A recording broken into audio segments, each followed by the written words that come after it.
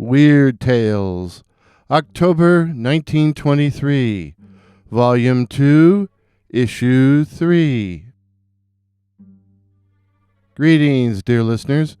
We're back once again for our monthly exploration of Weird Tales, the unique magazine, this time exploring the October 1923 issue, Volume 2, Issue 3.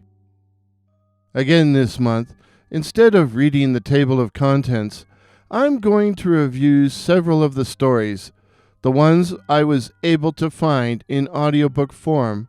I put a link to them all in the description. But first, let's talk about the Cthulhu in the room. October 1923 marks the first appearance of H.P. Lovecraft in Weird Tales. The story Dagon.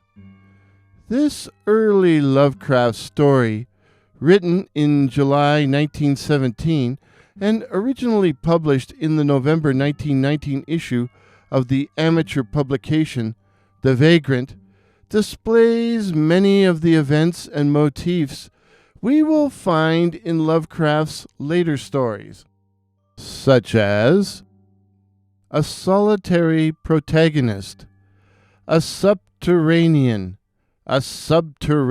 upheaval which raises the bottom of the sea and what lies on the bottom of the sea to the surface, a protagonist who wanders through a deserted world, a protagonist who is plagued by horrible dreams, the discovery of a strange monument, the appearance of an underwater humanoid, part fish or part frog, part human, a protagonist who turns to drugs in order to cope, a protagonist who plans to kill himself at the end of the story, and finally, a narrative that ends abruptly.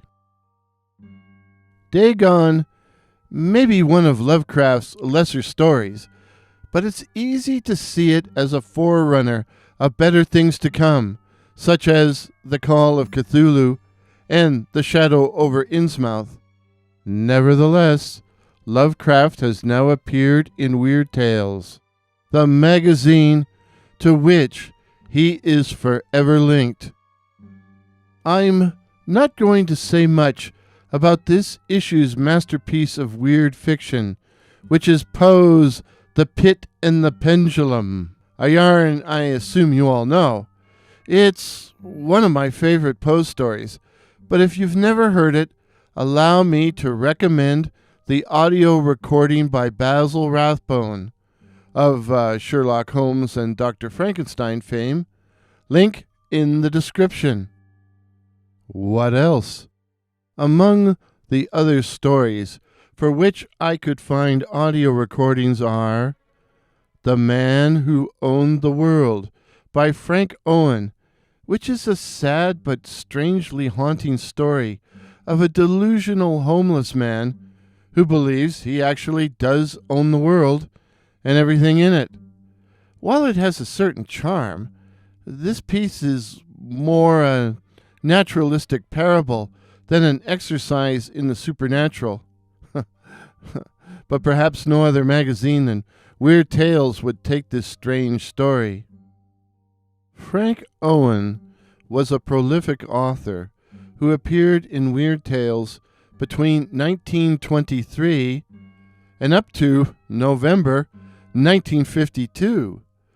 A specialist in what Wikisource calls Oriental fantasy, Owen lived from 1893 to 1968 and also wrote under the names Roswell Williams, Richard Kent, and Hung Long Tom. And I'm just going to leave that right there. Next, we have the Wham Bam story of a hairy monster called, you guessed it, The Hairy Monster, by an unknown author, probably a pseudonym, one Neil Miller. It's grade B horror and the type of story one would expect to find in a magazine called Weird Tales, and I enjoyed it immensely. Edward E. French does a rousing version, complete with a Peter Lorre impression, and I put links to it in the description. Maybe I should do the rest of this video talking like Peter Lorre, or maybe not. It would be enough to drive you all sane. Okay, I've got that out of my system now. Farnsworth Wright, who was also the editor of Weird Tales, contributed An Adventure in the Fourth Dimension, which was supposed to be funny. It wasn't. Lastly, Seabury Quinn, who was apparently Weird Tales' most prolific author, makes his first appearance with the werewolf/ghost story, The Phantom Farmhouse. Creator of a psychic detective, or creator of the psychic detective, Jules de Grandin, Quinn was also a lawyer, reporter, and editor of a mortuary magazine called Casket and Sunshine. Yeah, really. He lived between 1889 and 1969. The Phantom Farmhouse was made into an episode of Rod Serling's Night Gallery in October 1971. I put a link to the text in the description if you would like to read Quinn's Weird Tales debut.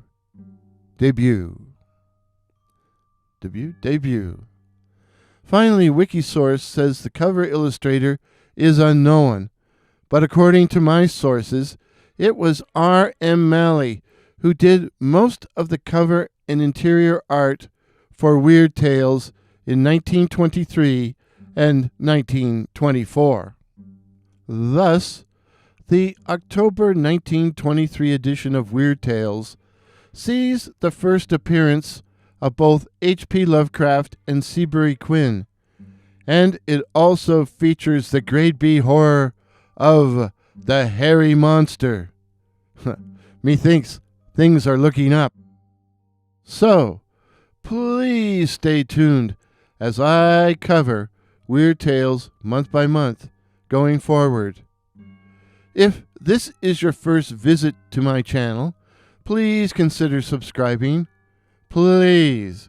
My name is Warren, and I write and tell original ghost stories and original horror stories featuring such cryptids as the Night Floaters, werewolves, and the Black-Eyed Children.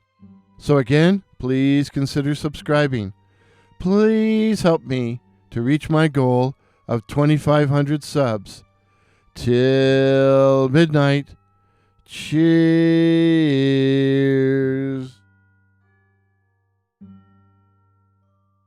Pictures used in today's video, courtesy of Pix here, that's PX here, while the music was the classic Ghost Processional by that patron of the internet, Kevin MacLeod.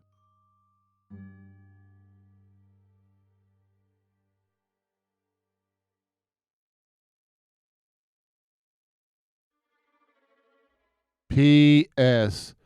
The Mortuary magazine, edited by Seabury Quinn, was actually called Casket and Sunnyside.